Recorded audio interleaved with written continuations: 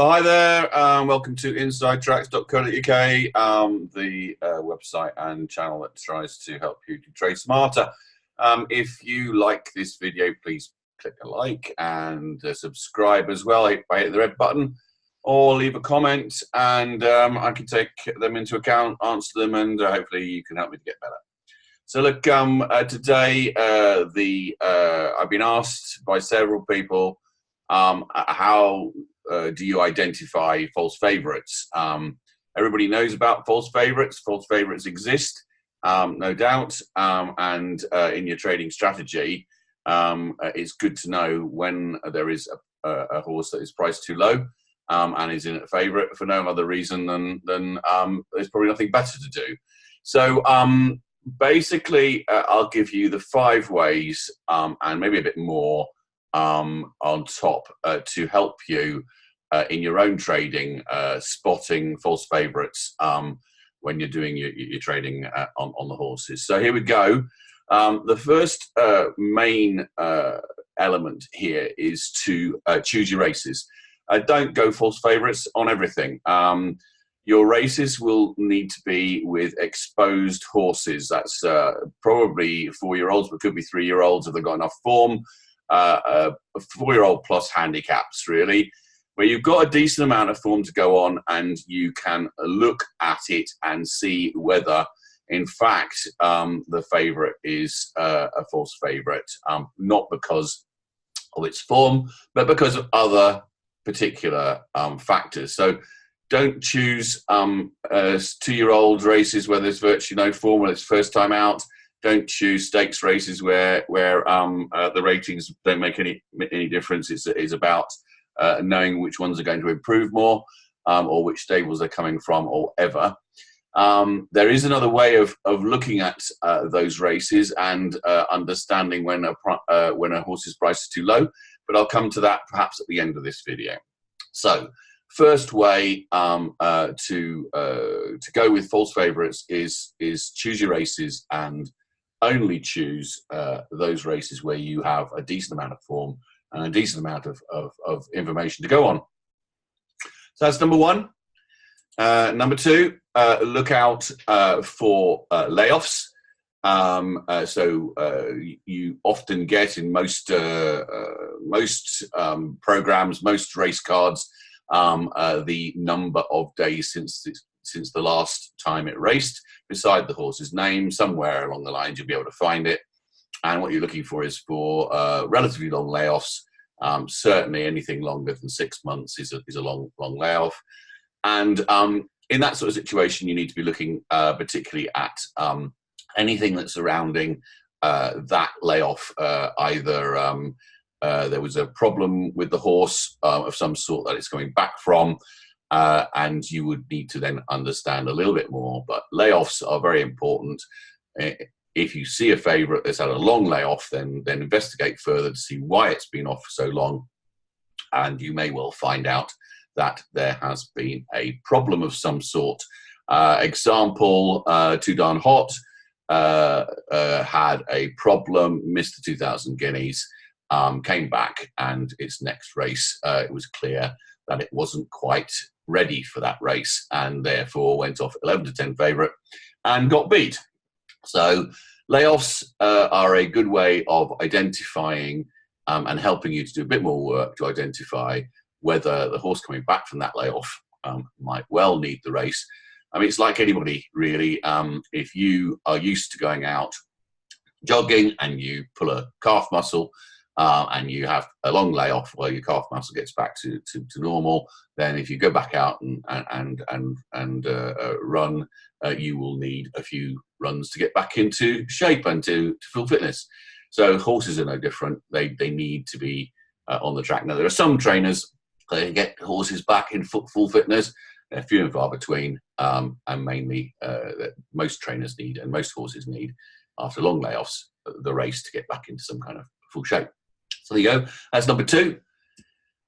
Number 3, don't get fooled by popular trainer-jockey combos. Now, there's a double sort of edged sword to this, is that I'll tell you not to get involved with popular trainers and jockeys, and accommodate those combinations. However, of course, if you've got John Gosden and Franco Dettori, at some of the courses like let's take Newmarket, where they have an exceptional strike rate, then you'd be daft potentially to go against them. However, sometimes popular trainer jockey combos are backed in far too low prices. Particularly if the form doesn't really stack up. I mean, if this is the only real factor in the race, that it's Gosden, Dettori, and the form doesn't really stack up, and actually you can see that there are other horses in the race that have perhaps better form, then actually you'll probably find that horse, because of the trainer jockey combo, will be far too low in the betting and therefore worth opposing. So it's a double-edged sword, really. Be careful with this one. At some tracks, where they've got a very, very high strike rate, and look out for that as well. Go into inside tracks, go to track facts, and you'll see at the bottom of each track that we do, we'll show you the strike rate of the top trainers and jockeys. Go there and have a quick look and see whether the trainer jockey combo has an extremely high strike rate. Sometimes you can get someone like William Haggis, who's got 45% strike rate at some courses. So sometimes you'd be absolutely daft to go against them.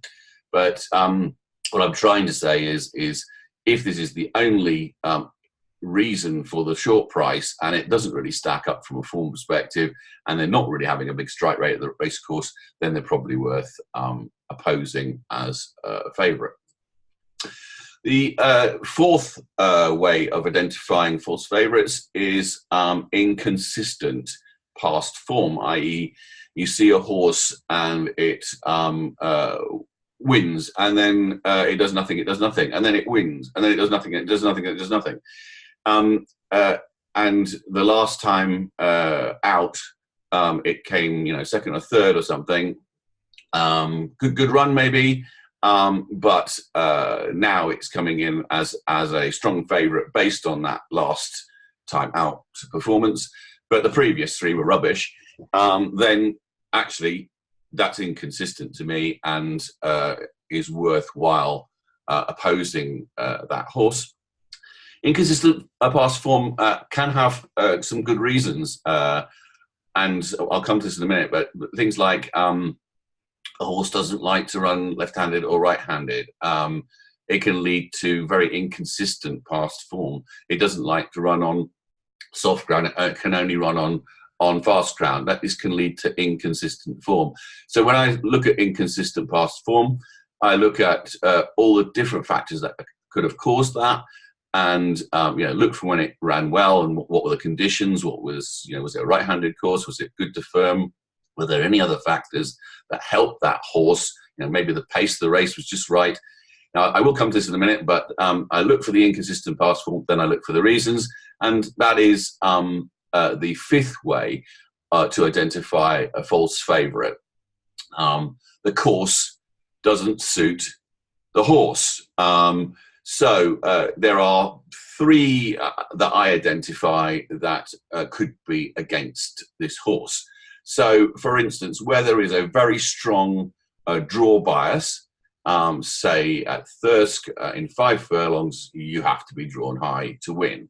Now, this favourite has great form, but is drawn, the lowest draw at 1 right on the outside, doesn't have enough early pace to get out and round and in front.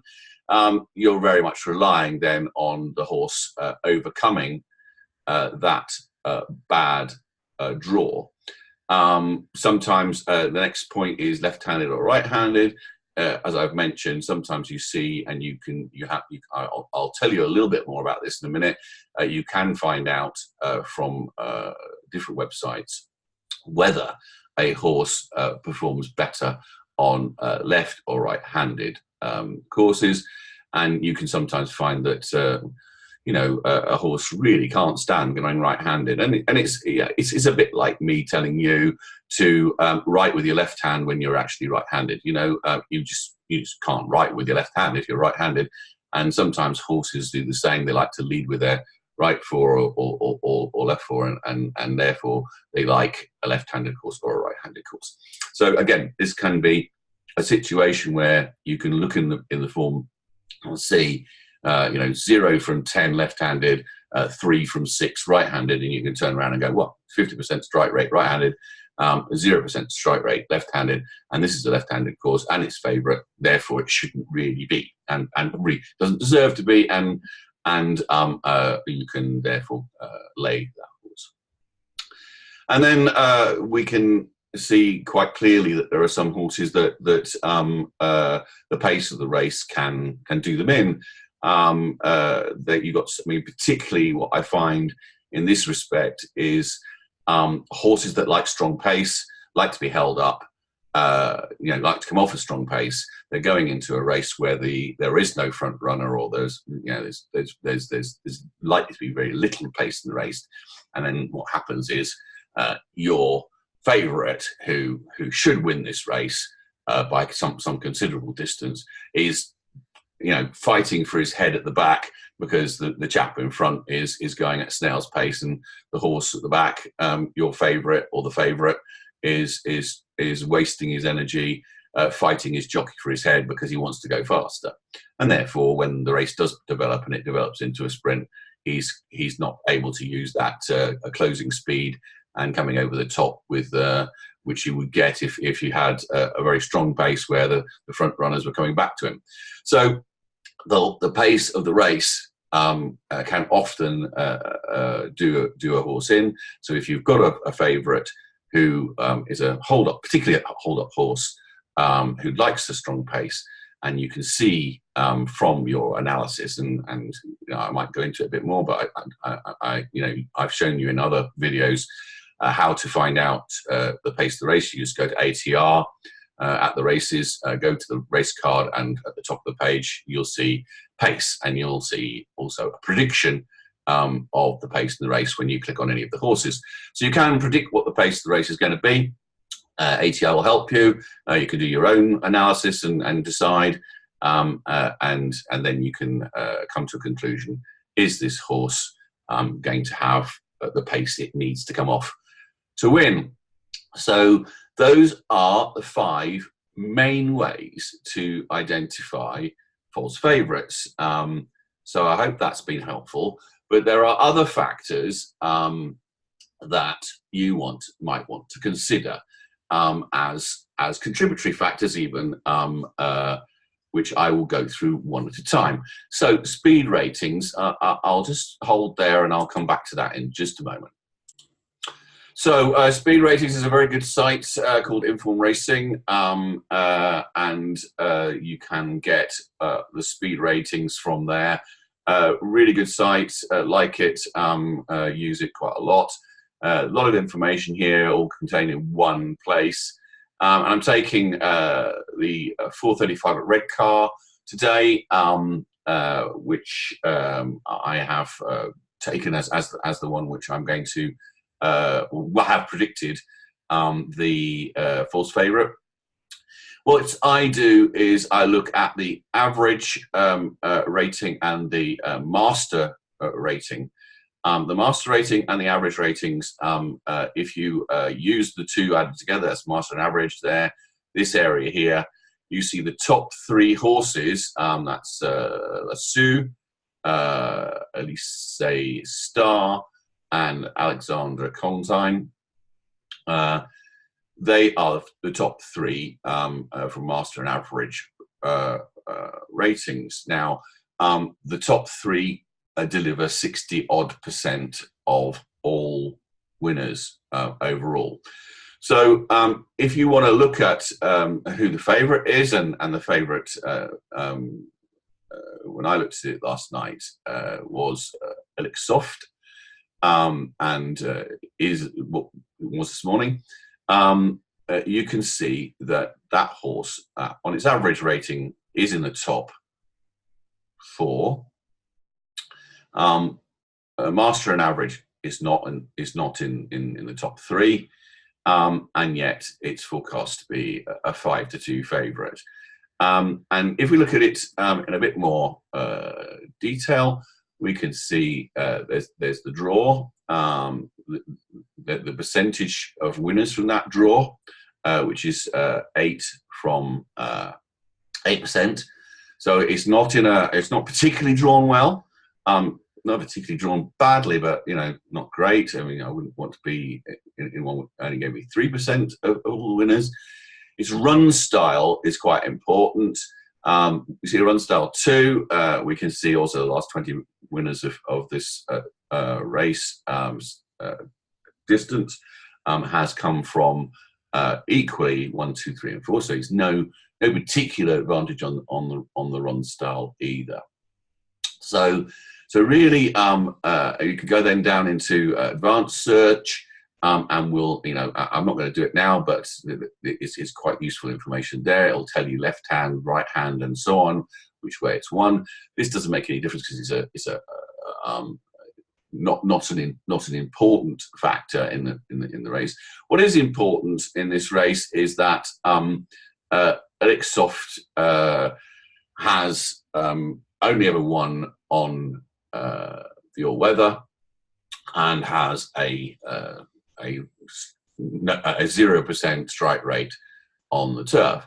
So we see there's several factors here, but particularly we're seeing that it's got less than half chance of winning because it's not in the top 3 master and average ratings.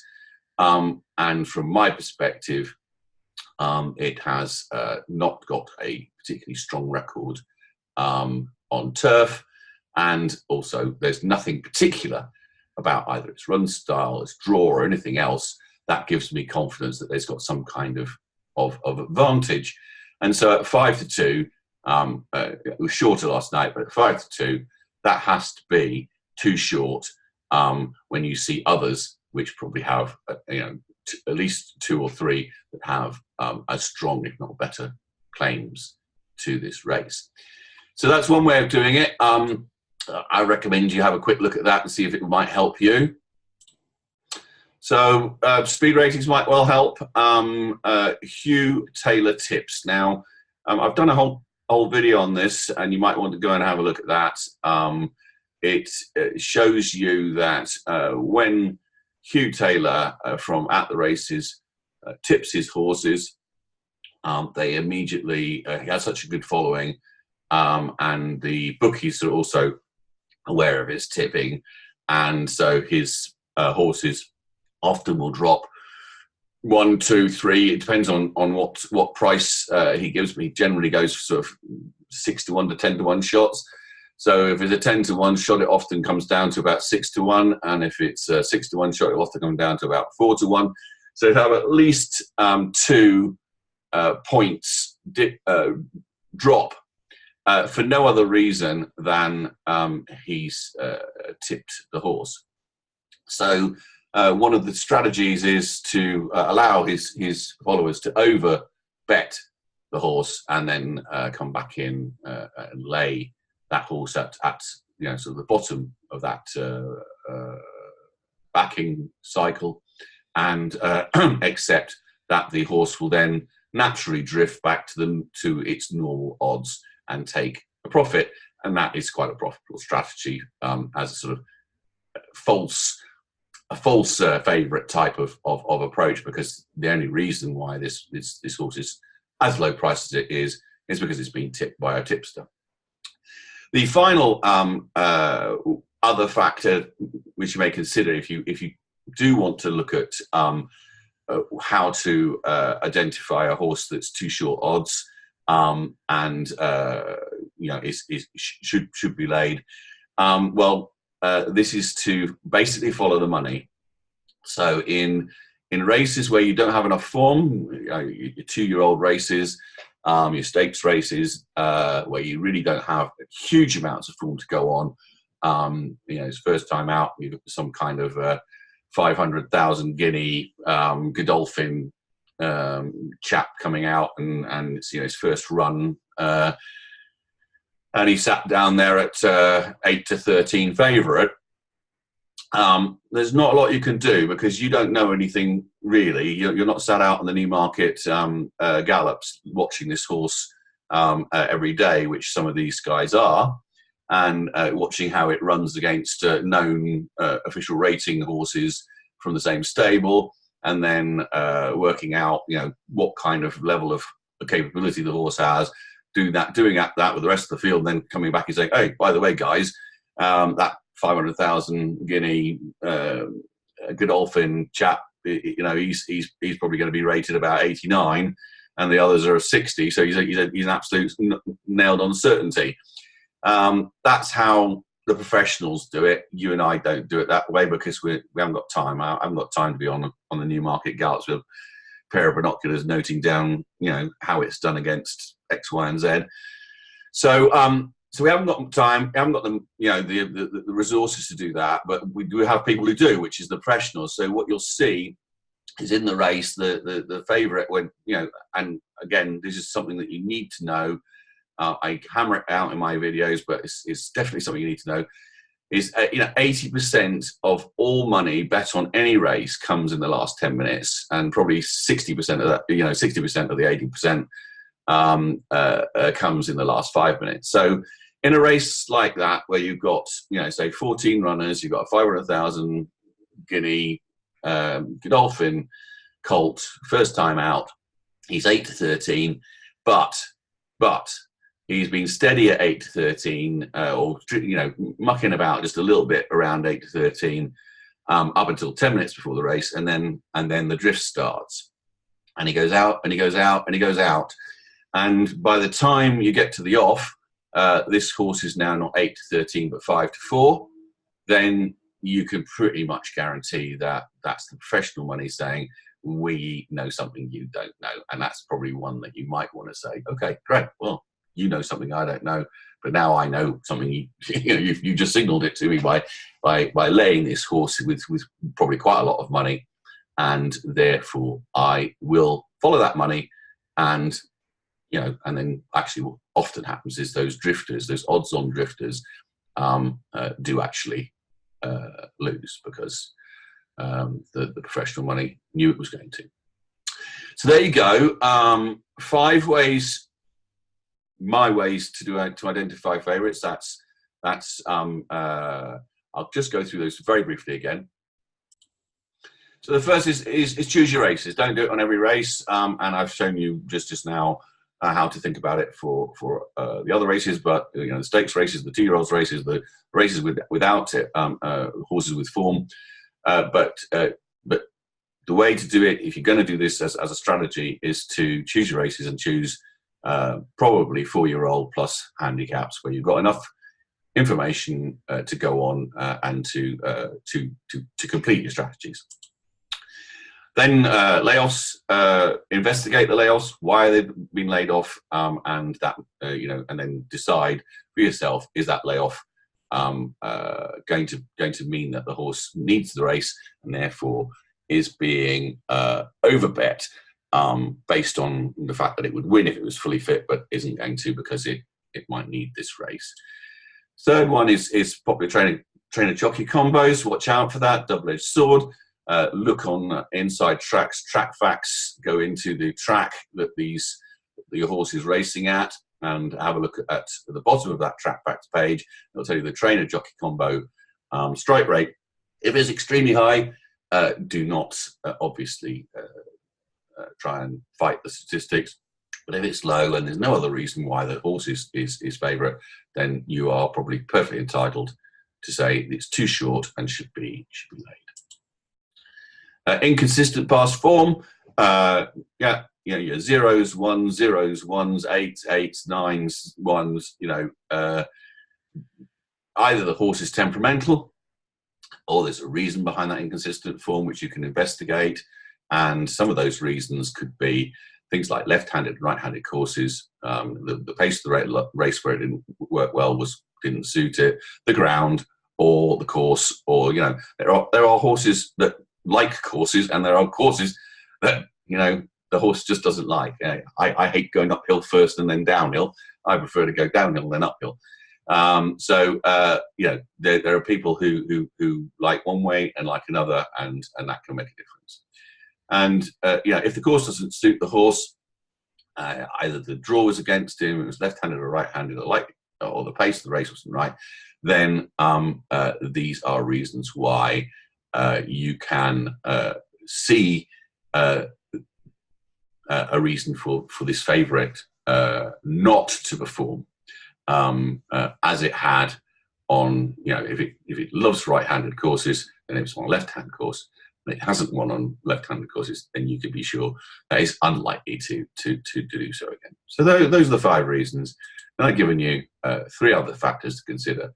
I like informalracing.com.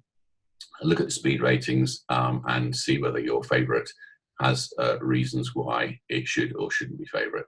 Hugh Taylor, there's a whole video on that. Look it up. And then, as I've said, in other races like the 2-year-olds, where there's no real form to go on, then follow the money. Those guys are out there. Okay, well, I hope that's helped. I hope you can incorporate some of those ideas into your trading strategy when you're looking at false favourites. I do give my view on a false favourite every day on our newsletter. So you'll see in the newsletter the Licksoft, which I went into in this video, was my chosen false favourite for the newsletter. We'll see whether it wins or not. And by the way, that's the parting real point. Is I'm not trying to tell you that when you've done all your research and you've looked and you said, oh yeah, that's a real, all those reasons came into play, and I've now chosen my false favourite and I'm going to lay it, then in fact the damn thing won't come out and win.